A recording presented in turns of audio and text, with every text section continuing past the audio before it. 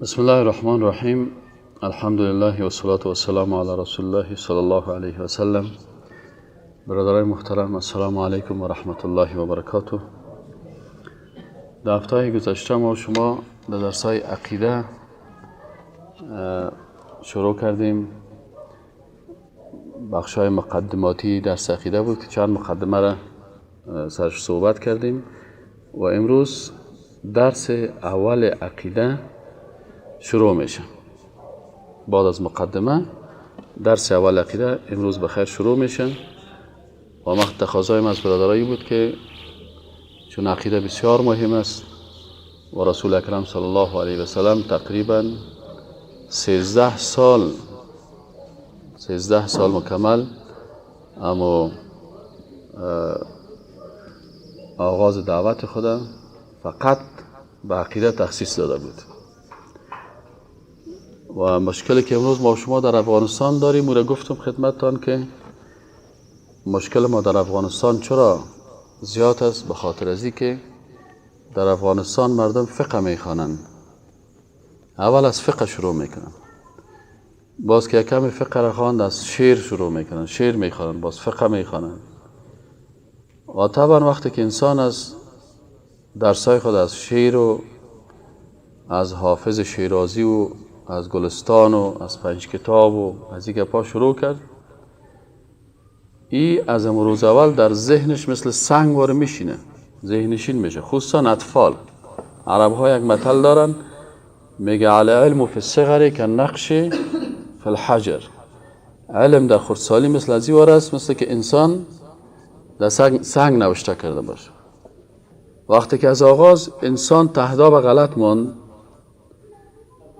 و در فروعات داخل شد. مردم افغانستان میگه ما حنفی هستیم، لکن حنفی نیستن مردم افغانستان. مذهب مردم افغانستان تا بال معلوم نیست. اگر مردم افغانستان حنفی باشن،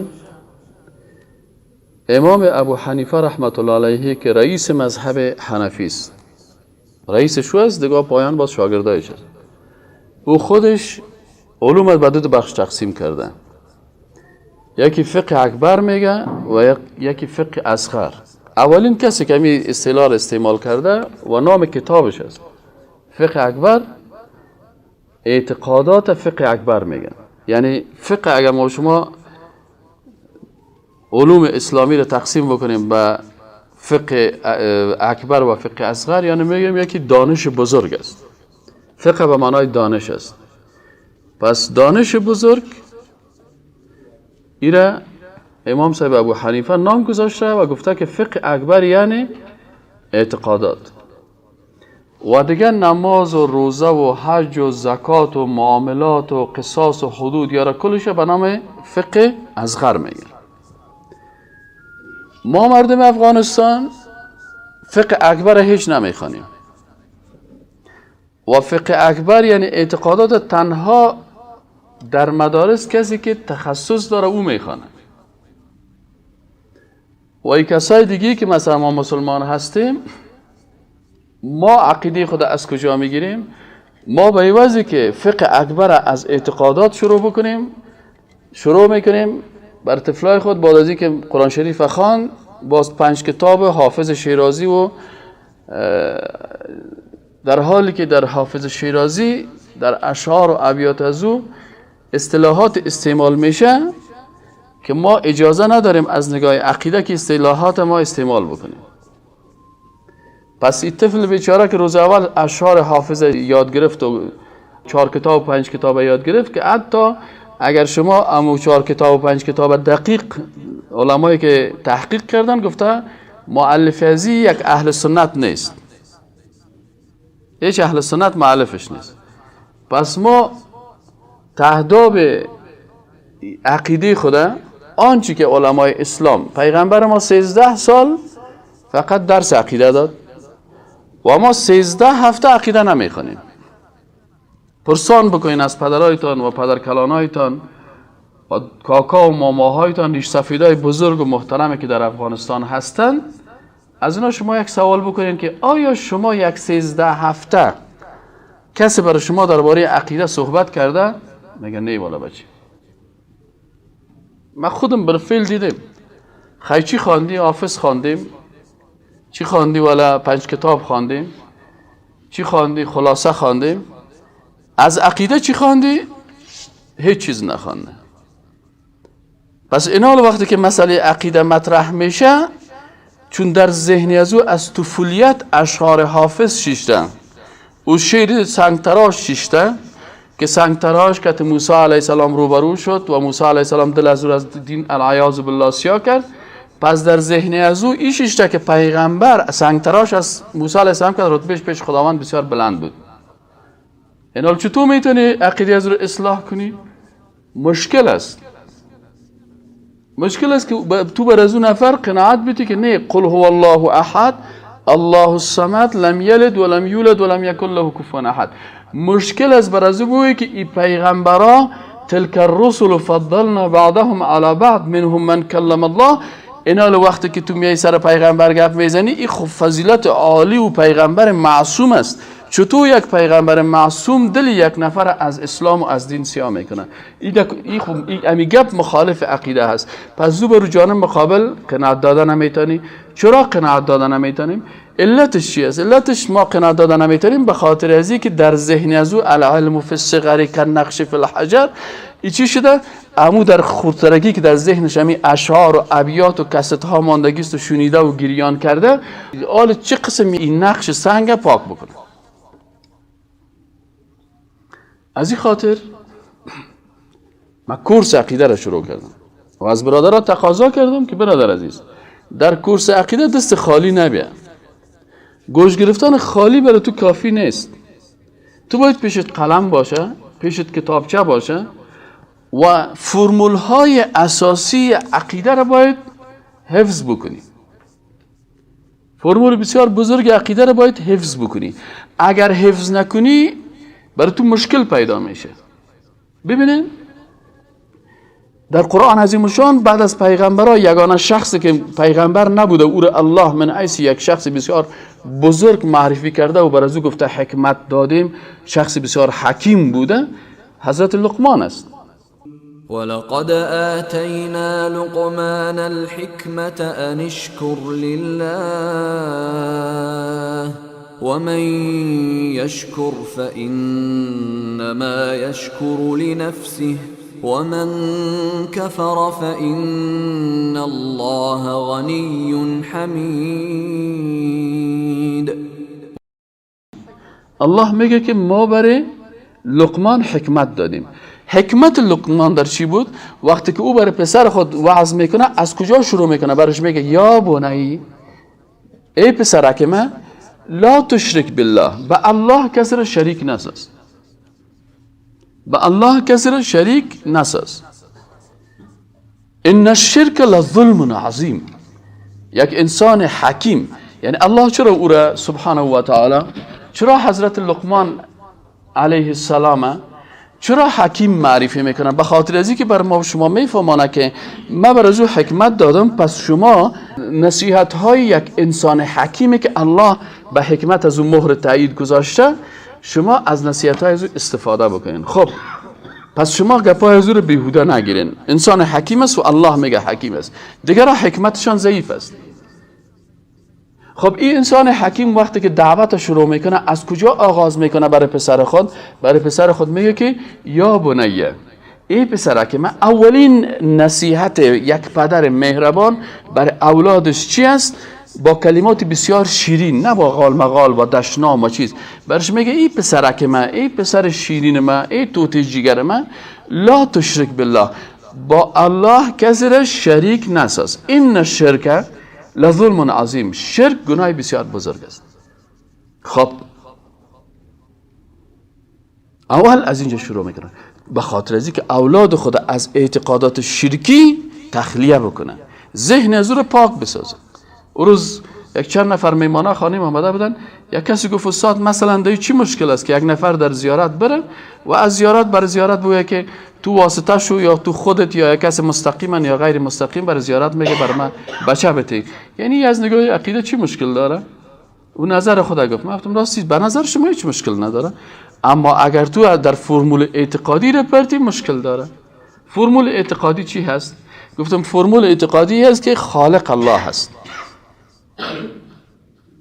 و او الله ذات مهربان است و او الله ذات است که با مخلوق خود از شارع گردن کرده هم نزدیکتر است. پس اینال وقتی که تو در زیارت میری و از زیارت صاحب زیارت هم میگه که برای من یا خودت بچه بده یا واسطه مشو که من صاحب بچه شوم، در حقیقت امی صفت خالق بودن الله را به این مخلوق دادی و امی که صفت خالق بودن الله را به یک مخلوق دادی، در صفت خالق مخلوق شریک کردی و شریک کردن مخلوق در یکی از خصوصیت های خالق است. خود شرک چی است؟ در ذات شریکش کردی، در صفات شریکش کردی یا در عبادت شریکش کردی، شرک شد و انسانی که کارا میکنه بعد از دیدگاه عقیده اسلامی در صف مشرکین داخل شد. تو میری مثلا برای شاهد شمشیره میگه که ای شاهد شمشیره برای ما بچه بده، از نگاه لفظی کدام مشکل برای تو نداره، اما از نگاه اعتقادی مشکل پیدا میشه، به خاطر از اینکه تو شاهد شمشیره در صفت خالق بودن الله شریک ساختی. حضرت محمد هم بر کس بچه میداد؟ اگر بچه میداد اول بر خود میداد. مثلا اگر من بتانم بچه بتم، اول باید یک 20 تا بچه جوان بر خود داشته باشم همیشه از من دفاع کنه. اگر شفا بتانم داده، اول باید میگه اگر طبیب است اول چشم کور خود علاج کن. اینا اگر حضرت محمد صلی الله علیه و آله میتونست شفا بده، بچه که خودش در آغوش خودش جان نمیداد. ابراهیم بچهش فوت میکنه و پیغمبر گریه میکنه. پس پیغمبر نمیتونست بر بچه خود شفا بده چون شفا دهنده الله هست و نمیتونست بر خود بچه بده. از این خاطر وقتی که مشرکین در جانش آمدن و شب از خانه کشیدنش و هجرت کرد و رفت در خانه ابوبکر صدیق، همراه ابوبکر صدیق اونجا رفت. پس اگر میتونست برای کس بچه بده، اول برای خود یک 10-15 بچه بسیار خوب آمد و قوی میداد و این بچهش از این دفاع میکردن. پس پیغمبر برای خود و برای کس اولاد دادن نتونستن. چطور میتونه کسایی که از او کده پایین تر از او برای کس اولاد بده؟ هیچ کسی ادعا نکرده. نه پیغمبر سم ادعا کرده، نه صحابه کرام ابوبکر صدیق یا عمر فاروق یا عثمان یا علی یا حسن یا حسین یا بلال یا شاهد شمشیره، هیچ کسی از مسلمان های عصر اول ادعا نکرده که من برای کس بچه میتم. این ما هستیم که محبت افرادی غلط داریم، صفت خالقه برای یک مخلوق دادیم، مثل خاطر مشکل پیدا شد. اینال چرا این ما نمیفهمیم؟ به خاطر از اینکه ما برای عقیده اسلامی وقت نمیتیم. درباره محیط زیست صحبت میکنیم، درباره عروسی اسلامی صحبت میکنیم، درباره نماز صحبت میکنیم، درباره اعتکاف صحبت میکنیم، درباره حج صحبت میکنیم، لکن درباره صفات الله صحبت نمیکنیم، درباره عقیده اسلامی صحبت نمیکنیم. به این خاطر بر ما مشکل پیدا میشه. اینال ما و شما ان شاء الله تعالی شروع میکنیم به درس‌های عقیده، لکن تقاضای ما از برادران اینمی هست که وقتی که درس عقیده را میخوانین، به خاطر از اینکه تو مکلفیت داری، یا ایها الذین آمنوا قوا انفسکم و اهلیکم، شما تنها خود از آتش دوزخ وقایه نکنین، بلکه خود وقایه بکنین و اهلیکم و اعضای خانواده تانه. اگر تو یک 4 چیز نوشته کنی و همین نوشته تا باز بری شب امرای اولادای تکرار بکنی، امرای برادرای تکرار بکنی، اعضای خانواده تکرار بکنی. والا امروز من در نماز جمعه رفتم، در نماز جمعه یا در روز جمعه رفتم در حلقه درس اشتراک کردم. خب اگر اشتراک تو به اخلاص باشه در درس جمعه، اون روز یک تجار به یک پروژه اسلامی کمک میکرد، گفت والا من یک چند روپیه کمک میکنم، بازارنده هم انشالله کمک میکنم. من گفتم اگه ایت خداوند قبول کرد، باز دیگه هم انشالله چی میشه؟ توفیق میدید که دیگه هم کمک کنی. اگر نه که ایت خدا قبول نکرد، باز دیگه توفیق از پیشت میگیره. کلی خنده کرد. همین روز جمعه هم مترست. اگر آمدن امروز جمعه الله قبول کرد، در خانه خود منایس میمان خود پذیرفت، باز جمعه آینده هم میایی. اگر نه همین جمعه کامل جمعه ما شیطان برات میگه چی میکنی؟ برو چه خوب فیلماست تو اومدی اینجا وقت تضایع میکنی. لکن وقتی که الله برای توفیق نصیب کرد، باید قلم، کتابچه، ولو که یک CD رو مشنوی، یادداشت بگی، نوشته بکن. باور بکنید در کشورهای عربی من یک روز در یکی از موترها که کمرای حاجی‌ها بودم، بر عظمت تقاضا کردن در موتر شما بعضی احکام بگوین. لبیک اللهم لبیک لبیک لا شریک لک لبیک ان الحمد والنعمة خب چون سفر طویل بود من مایک گرفتم، اما دریور مصری بود.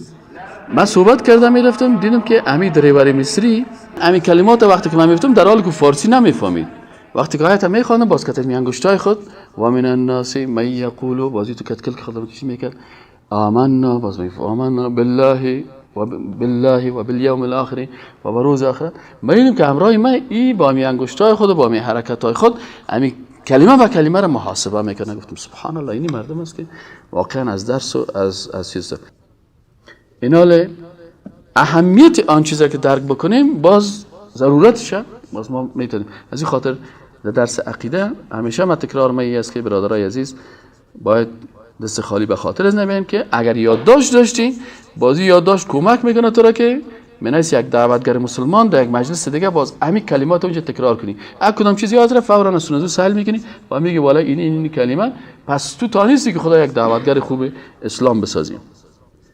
خب فصل اول اینجا نوشته کردیم که شناخت عقیده اسلامی، عقیده در لغت. بسم الله الرحمن الرحیم. علامه ابن فارس چی میگن؟ اونا علما میگن عقیده از کلمه عقد گرفته شده و خود کلمه عقد به معنای بستن است. گری را عقده میگن. یک نفر میگه بسیار یک نفر عقدمند است. چرا میگن عقدمند است؟ به خاطر از اینکه امی خون از او در داخل چی شده؟ گری خورده، امی افکار زشت بسیار برش یک عقده پیدا کرده. پس کلمه عقد در زبان عربی هم به حساب معنویت استعمال میشه، هم به حساب مادیت استعمال میشه. وقتی که میگیم که یک رسمان یک کسی با دیگه گری کرد، اینه میگه عقد الحبل. چی کرد؟ رسمان چی کرد؟ گری کرد. مثلا ما میخوایم که این طرف لنگی ما امروز این طرف دیگهش گری بذارم، این قسم اینی رو میگن عقد، بستن. این قسم عقد که یعنی گری بستن، این تو گری زدن. عقدتو، اینه ما میگم این عقدتو القماشه، من این لباس چی کردم؟ با هم گری کردم. پس عقد به معنای بستن است. هر چیزی که با چیز دیگه بسته میشه او رو چی میگن؟ عقد میگن. تاره بسته میکنی، رسوان بسته میکنی، همیشه استعمال. در چیزهای معنوی هم عقد استعمال میشه. مثلا میگن عقد نکاح، یعنی بستن رابطه بین دو شخص، عقد نکاح میگن. پس چرا عقیده را عقیده میگن؟ به خاطر از اینکه تو رابطه ایت با خالق متعال بسته میکنی.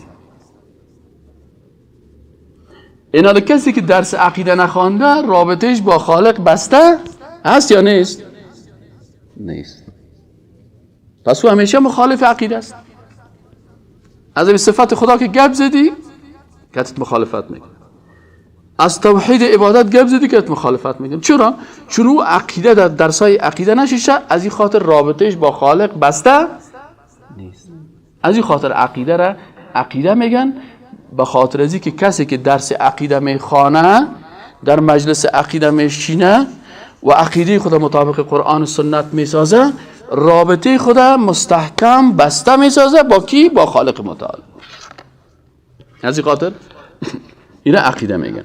اما عقیده را در اصطلاح علما دو قسم تعریف میکنن. یکی تعریف عام است که هر عقیده را شامل میشه و یکی تعریف خاص است که مخصوص به عقیده اسلامی هست. یکی تعریف عام است. در تعریف عامش چی میگن؟ میگن عبارت از امور است که نفس آن را تصدیق نمیده و قلب به آن اطمینان حاصل میکنه و در آن شک و شبهه نباشه. خب امور است که نفس او را تصدیق میکنه، نفس رو چی میکنه؟ تصدیق میکنه و قلب انسان به او اطمینان حاصل میکنه. قلب اطمینان میکنه و در او شک و شبهه پیشش وجود نداره. این کل اعتقادات شامل میشه. یک نفر است به عقیده اسلامی نفسش تصدیق کرده که خالق وجود داره و خالق ذات یگانه هست و قلبش به او اطمینان حاصل کرده و در هیچ شک وجود نداره. پس این تعریف سر عقیده اسلامی هم میشه، سر هندویزم هم تطبیق میشه. یک نفر نفسش به اعتقاد به بتها را تصدیق میکنه، قلبش اطمینان حاصل کرده که اینمی بگوان العیاذ بالله خدای ما هست و دیگه شک نداره. پیش یک اندو برو میگه نه نه نه نه بگوان هست و این بگوان ما عقیده داره. نصرانی ها میگن که عیسی بچه خداست، العیاذ بالله. وقتی که میگن عیسی بچه خداست، پس نفسشان تصدیق میکنه اینمی اندیشه را و قلبشان به اطمینان داره و شک شبه نداره. وقتی که برشان بگوی پیش یک کشیش بشینه میگه بله من هیچ شک ندارم، خلاص. پس این تعریف عام عقیده است که برای همه کس این چی میشه. اما در اصطلاح اسلامی عقیده را چه قسم ما تعریف میکنیم، ما مسلمان ها یا علمای اسلام چه قسم تعریف میکنن؟ اینا میگن که عقیده عبارت از ایمان قطعی، عقیده عبارت از ایمان قطعی به الله سبحانه و تعالی، یعنی هم به وجودش هم به وحدانیتش. ایمان قطعی به الله سبحانه و تعالی، هم به وجود الله که الله موجود است و هم به وحدانیتش که ذات یگانه هست در ذاتش، در صفاتش، در عباداتش و در قانونش. بازی رو ما و شما انشاءالله در درسای بعدی میخوانیم. پس ایمان قطعی به الله سبحانه و تعالی، به ملائکه، به کتابهای آسمانی، به پیامبران، به روز آخرت، به تقدیر خیر و شر و به تمامی آنچه که در قرآن کریم و سنت صحیحه از اصول دین آمده. یعنی خلاصه همی چی است؟ آمنت بالله است، آمنت بالله و ملائکته و کتبه و رسوله و الیوم الاخر و القدر خیره و شره من الله تعالی و البعث بعد الموت. و با آنچه که در قرآن عظیم الشان به کلش آمده درباره اصول دین، اساسات دین، اعتقادات اسلامی و در احادیث رسول الله صلی الله علیه و آله آمده و صحابه کرام به او اجماع کردند و به این به شکل کامل تسلیم شدن می باشه. همچنان از شرطای ایمان ای هم است بازی که انسان ایمان آورد در مسائلی که در قرآن عظیم الشان است. کوره باز ما و شما مفصلا میخوانیم که آنچه که مؤمن بهی است که ما باید به او ایمان داشته باشیم. به چی ایمان داشته باشیم؟ به وجود خالق ایمان داشته باشیم. به چی ایمان داشته باشیم؟ به یگانگی خالق ایمان داشته باشیم. به چی ایمان داشته باشیم؟ به عصمت ملائکه ایمان داشته باشیم، موجودیت ملائکه و پاکی و عصمتشون. به کتاب‌های آسمانی، به پیامبران الهی و عصمت از اونا، به روز آخرت، به زنده شدن بعد از مرگ، به قضا و قدر، به جنت ایمان داشته باشیم، به دوزخ ایمان داشته باشیم، به پل صراط ایمان داشته باشیم، به ترازوی میزان ایمان داشته باشیم، به ختم رسالت ایمان داشته باشیم، به موجودیت جن ایمان داشته باشیم، به موجودیت شیطان ایمان داشته باشیم. کلش مسائل مربوط به ایمان میشن.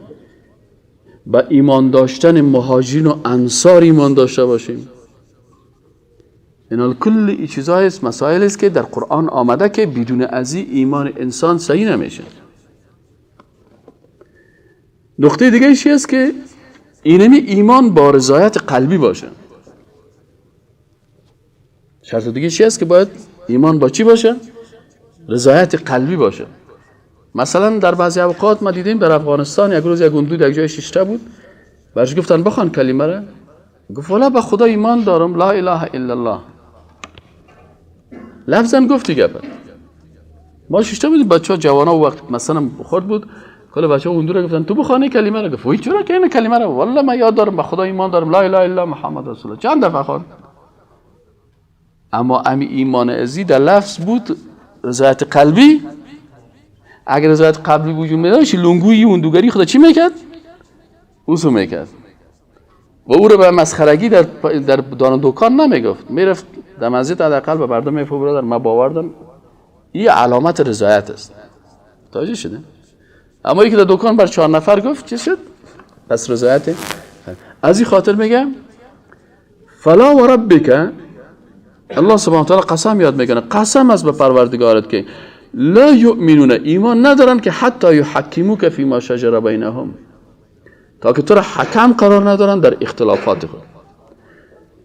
ثم لا یجدوا فی انفسهم حرجا مما قضیت، باز در ان نفسهای خود حرج هم نداشته باشه، یعنی از قانون الله دلتنگ هم نشن. احیانا مثلا یک دختر میگه من به قرآن ایمان دارم لکن حجاب میگه والا به زور میپوشم، والا می حجاب سرما چی است؟ بابی اولادا میره به زور سرما پوشانده، اگر رضایت از اون نباشه من نمیپوشم. پس این به یک امر الله قلبا تسلیم نیست. از این خاطر تو باید به احکام الله تسلیم باشی، قلبا تسلیم باشی و در قلب دلتنگی وجود نداشته باشه. دیگه مسئله است که ایمان باید تسلیمی کامل باشه. یعنی تو نیست که مثلا من اینی احکام دین قبول دارم و اینی احکام دین قبول ندارم. وقتی که ما میگیم لا اله، لا اله، اله کی است؟ اله کسی است که عبادت میشه و قانونش تطبیق میشه، هم عبادت میشه و هم قانونش تطبیق میشه. پس لا اله چی معنی؟ میگی نیست هیچ کسی که عبادتش شوه و قانونش تطبیق شوه. قانون چی؟ چی جایز است، چی ناجایز است، چی خوب است، چی خراب است، چی حلال است، چی حرام است. اینا لمیری کی تعیین میکنن؟ اله تعیین میکنن. پس وقتی که میگی لا اله نیست هیچ کسی که مستحق ازی باشه که عبادت شوه، به او رکوع شوه، سجده شوه، بر از او نماز خوانده شوه، بر از او نذر شوه، بر از او قربانی شوه، کل از اینا نفی میکنی. و نیست هیچ کسی که قانون از او تطبیق شوه که چی حلال است، چی حرام، چی جایز است، چی ناجایز است، چی خوب است و چی بد است. الا الله، باز اینجا استثناء میشه که فقط الله سبحانه و تعالی. این وقتی که تو کلمه خواندی ببینید مستقیما کلمه تو ارتباط گرفت با کجا؟ با سیاست. چرا که یکی از شرایط سیاست چی است؟ تطبیق قانون است. اینا تو قانون الله را تطبیق میکنی یا تا قانون غیر الله را تطبیق میکنی؟ پس اگر قانون الله را تطبیق میکنی در سیاست داخل شدی. از این خاطر کسایی که میگه ما با سیاست کار نداریم، اینا کلمه را معنیش نمیفهمن. مسلمانی که گفت والا من مسلمان هستم خب با سیاست کار ندارم، اون معنای کلمه را نمیفهمه. خود سیاست چی است؟ تطبیق قانون است. در انگلیسی چی میگن؟ میگن the rule of law. تطبیق چی است؟ قانون است. این وقتی که تو تطبیق میگی لا اله نیست هیچ کسی که قانون از او تطبیق شود. حالا مثلا زنا خوب چیز است یا بد چیز است؟ در دموکراسی میگه خوب و بد از زیر پارلمان تعیین میکنه. پس خدای دموکراسی پارلمان است.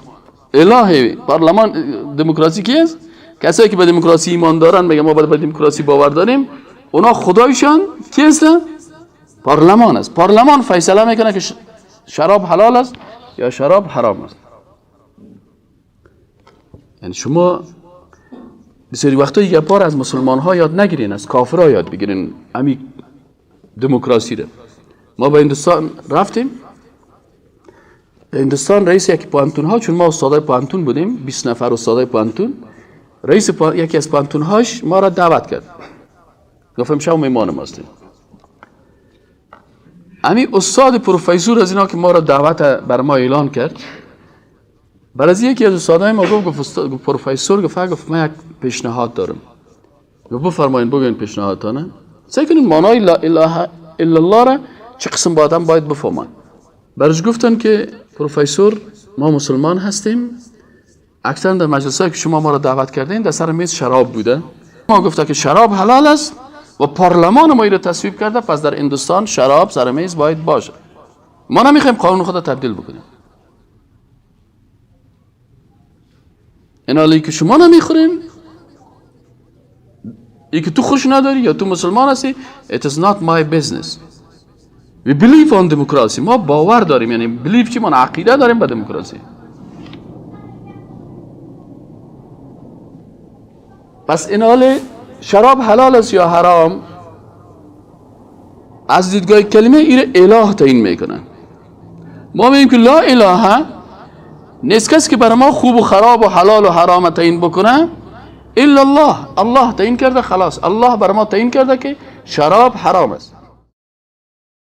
وما كان لمؤمن ولا مؤمنة إذا قضى الله ورسوله أمرا أن يكون لهم الخيرة من أمرهم ومن يعص الله ورسوله فقد ضل ضلالا مبينا. وما كان لمؤمن ولا مؤمنة إذا قضى الله ورسوله أمرا أن يكون لهم الخيرة.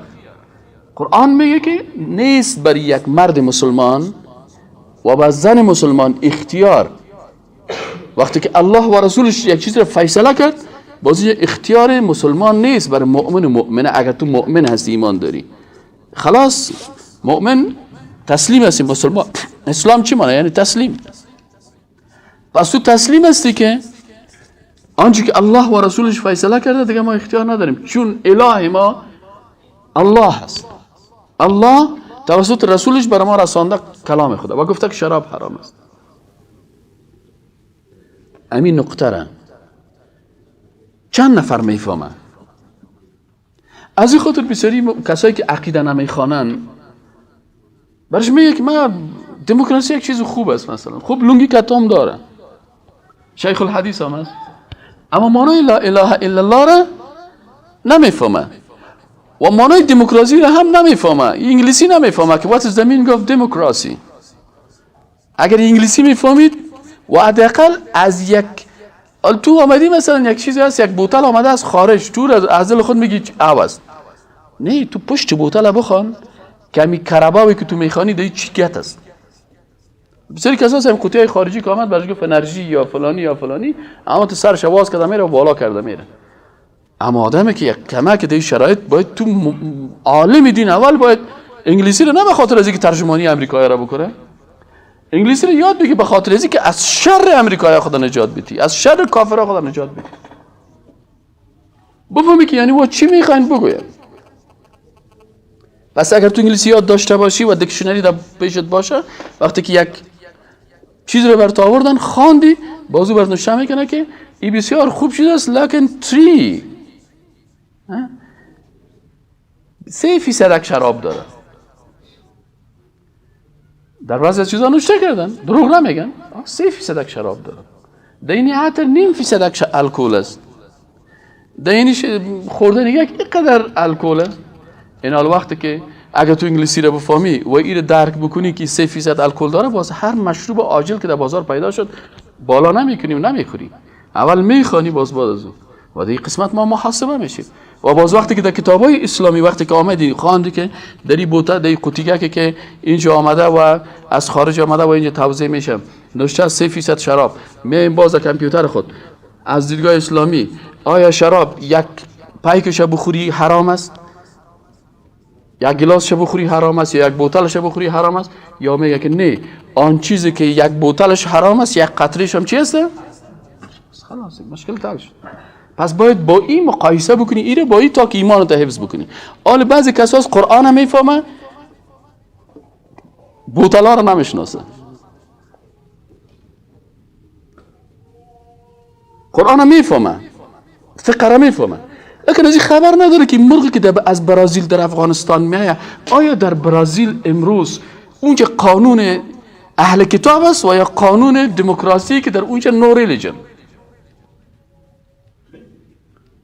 این بسیاری وقتا ما مشکل ما اکثر کسایی است که متاسفانه پس در اسلام وقتی که تو میخوای مسلمان واقعی باشی باید تکنولوژی را با اسلام مثل دو خط ریل اردوش باید یک جای حرکت کنی.